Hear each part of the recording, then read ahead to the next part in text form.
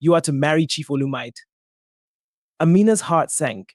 Chief Olumide was a powerful man, respected and feared, but he was old enough to be her father. Tears welled up in her eyes as she looked at her father in disbelief. "But father, he is so much older than me," she pleaded.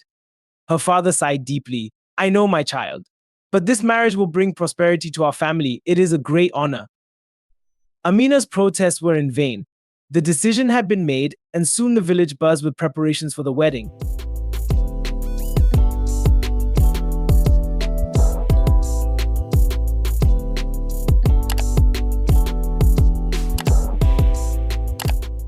In a small village nestled in the heart of Africa, where the sun's golden rays warmed the earth and the winds carried whispers of ancient tales, lived a young girl named Amina. Known for her beauty, kindness, and a heart full of dreams, Amina's life was one of simplicity and love, shared with her family in their modest hut.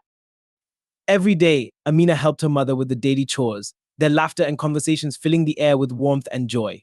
Amina's mother often spoke of her future, of the family she would one day have, and the happiness that awaited her. Amina, with a heart full of hope, envisioned a future as loving as her present life. However, fate had other plans for Amina, plans that would test her strength and resilience. One evening, an elder from the village visited Amina's father. Their conversation, though hushed, was intense.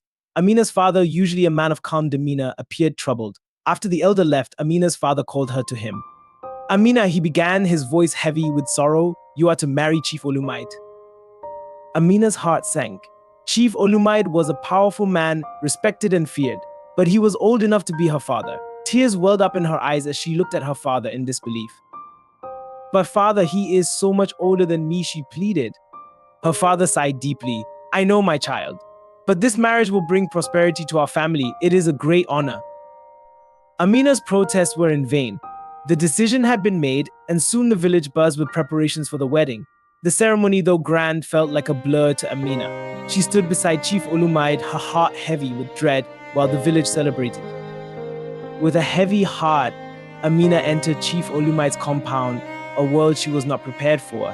There, she was introduced to his other wives, all much older than her. The older wives, seeing her youth and beauty, felt threatened and treated her with cruelty and disdain. "You must know your place here," sneered the first wife, her eyes filled with jealousy. "Yes, we will make sure you learn," quickly added the second wife, her smile cruel and unkind. Amina's life became a series of trials. She was given the hardest chores, scolded for the smallest mistakes, and often went to bed with tears in her eyes. The older wives seemed to take pleasure in her misery, their harsh words and actions a constant reminder of her plight. Days turned into weeks, and weeks into months. Amina's spirit, once so full of life, began to wane. She felt trapped in a life she had not chosen, surrounded by people who sought to break her spirit. Chief Olumide, once seen as a distant figure, began to show his true nature. His temper was short, and he did not hesitate to use his strength to assert his authority. One night, after Amina accidentally spilled water during dinner, Chief Olumide's rage erupted. He struck her across the face, his eyes burning with anger. "You clumsy fool," he shouted. "Do you think you are here to play? You are nothing but a burden." The sting of his words cut deeper than the physical pain. Amina, trembling and tearful, retreated to her small room. The older wives smirked, satisfied with the chief's punishment. As time went on, Amina's life became increasingly unbearable. The older wives took every opportunity to make her suffer. They sabotaged her chores, ensuring she would be blamed for their own mistakes. They spread lies about her to the villagers, isolating her further from any potential allies. One day, while fetching water from the river, Amina overheard whispers about Chief Olumide's kind-hearted sister, Auntie Nosy, who lived in the village. Desperate for some respite, Amina decided to seek her out. Under the cover of night, Amina sneaked out of the compound and made her way to Auntie Ngozi's home. With tears streaming down her face, she poured out her heart to the kind woman. "Auntie Ngozi, I can't bear this life anymore. They treat me so poorly," she sobbed. Auntie Ngozi embraced Amina, her eyes filled with compassion. "My dear child, I will help you. We must find a way to make the chief see the truth." Together, they devised a plan. Auntie Ngozi arranged for Chief Olumide to witness the mistreatment firsthand.